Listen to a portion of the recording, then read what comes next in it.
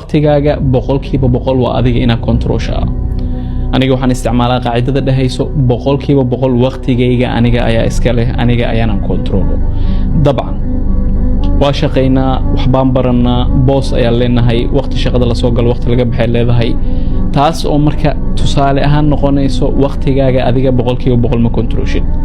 marka maxay keentay dadkii badanaa in ay dhahaan aniga shaqadaas iyo shaqadaas ma qaban karo maxaa yeelay waqti uma haayo, jiimka ma aadi karo maxaa yeelay waqti uma haayo. taas marka cagsigeeda waxaa aaminsanahay haddii boqolkiiba boqol adiga waqtigaaga aad leedahay, boqolkiiba boqol waqtigaaga adiga aad kontrooshid, wax walba waqti waa u heli kartaa.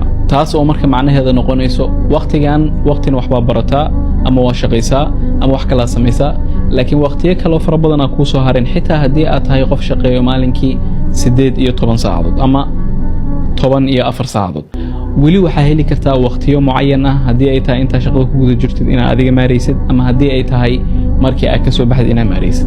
mar walba marka waxaa rabaa qaacidada kuwaad inay noo noqoto boqolkiiba boqol waqtigaaga adiga iska leh. taas horta aamin.